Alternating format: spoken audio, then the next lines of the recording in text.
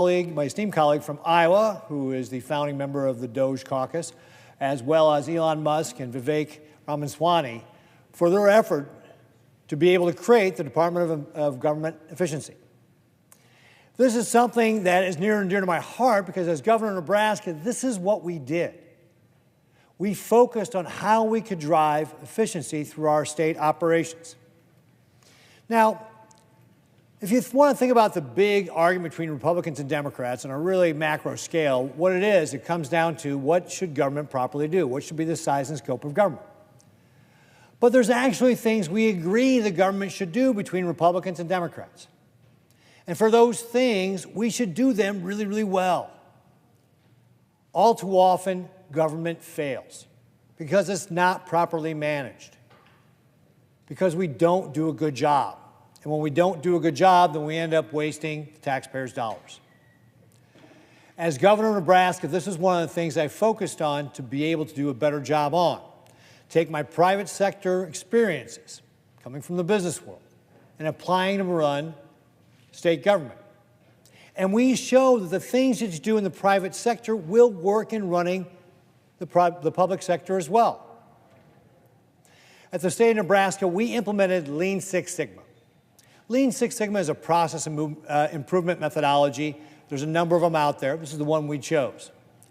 What it does is you break down an operation, count what the steps are, what the steps should be, get the frontline people engaged, the people actually doing the work involved in looking at those steps, and see if you can cut the waste, the number of steps, and everything else so you can make the process more efficient.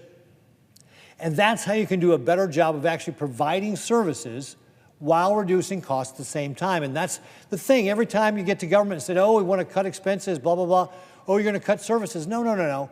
In the private sector, you can't go to your customers and say, well, I'm going to reduce your prices, but I'm going to also reduce your service because your customer will go someplace else. It doesn't work that way. So the private sector figures out how to do a better job of providing services while reducing their expenses. We can do the same thing in government. Now, in the private sector, you have competition that's going to drive inefficient businesses out. In the government sector, it's going to require people like Elon and Vivek, the senators here in this room, to be able to drive that through our government agencies to get that efficiency. I want to talk a little bit about what we did because it was very effective. I mentioned that you measured the steps. You count how many steps there are and see where the overlaps are.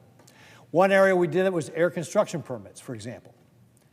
We had 190 steps that it took to issue that permit. We cut that down to 22 steps. And by doing that, it was 110 steps that we cut down to 22. By doing that, we cut it down from 190 days to be able to issue that permit to 65 days. Now, we can't change any of the environmental regulations. That was just a better job of issuing those permits. And when you free up your teammates' time, because they're not wasting time on all those extra steps, they can do more work, they're more productive, and focus on things that are going to be more important. For example, more difficult permits. And we use this in a variety of ways and showed lots of improvement. For example, in our economic assistance line, in August 2014, it was taking about 23 minutes to answer that phone call. We set a goal of setting 5 minutes or less to answer those phone calls for those people calling in seeking our assistance. We hit that goal all the way up until the pandemic. It was taking us 40 days to issue SNAP applications, food stamps. Again, if you're one of those families in need and it's taking 40 days to process that application, what is that saying about how we think about you? We set a goal of getting those permits done or those applications done in 10 days. We hit that all the way up until we hit the pandemic. And then even when we got out of compliance, when we started going above 10 days, we knew we were above it and we could take steps to start getting that number back down again. We were able to do it in a variety of other ways, like, for example, Department of Motor Vehicles, getting you your driver's license. In our centers of excellence, we were able to get that from 22 minutes down to 8 minutes, get people in and out the door. Our green sheets, which is what we use in our Department of Transportation to be able to make sure that our contractors are doing the right things with regard to the environment or antiquities or whatever, making sure they're following all the rules. We were able to cut that from 16 days to get it down to 3 days so that those contractors can get into the field faster and get our projects moving faster. Or here's another one. We would issue reimbursement checks to families with children who had special needs. Often these special needs children will have to have specialized care. Families will have to travel to that hospital to go get that. They get reimbursed for those expenses. But it was taking us 13 to 15 days to reimburse those expenses. Well, what's wrong with that?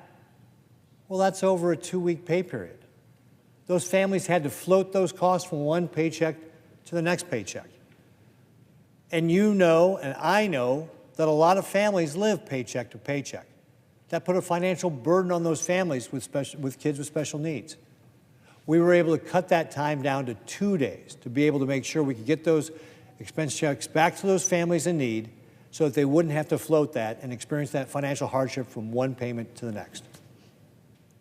Well, what did we have to do that? We had to get everybody on board, our entire team.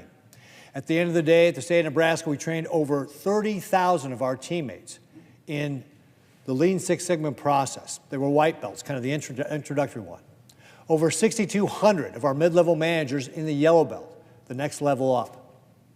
We trained 248 executive green belts. Those are the upper level executives. Again, more training. And then we trained 9 black belts. Those are the folks that oversee the whole program. And by implementing all of that, we were able to save over 900,000 hours of our teammates' time. We did over 1,000 different projects. We saved $115 million in hard savings. And because of those processes, for example, we were able to reduce the square footage that we were occupying as a state of Nebraska by 60,000 square feet we took off our rolls. We reduced our employment by 3.5%. And we were able to control spending. Before I became governor, our budget was growing at 6.5% a year. I would say that was not sustainable. We were able to, on average, while I was governor, keep that growth of our budget to just 2.8% a year. Just 2.8% a year on average. And I might just contrast to what we're doing here at the federal government right now. In 2019, we spent $4.4 trillion. 2024, that was closer to 6.8, 6.9 trillion. That's roughly a 55% increase in just 5 years. Folks, that is not sustainable. And that is why this Department of Government Efficiency, the DOGE, and what this incoming administration is going to do is so important. We've got to be able to get our spending under control. It is a risk to our country. We've got to get this under control, and we can do it. We can do a better job of providing services and keep our expenses down, just like the private sector does, by leveraging tools like Lean Six Sigma, just like the private sector does. Thank you very much, Mr. President.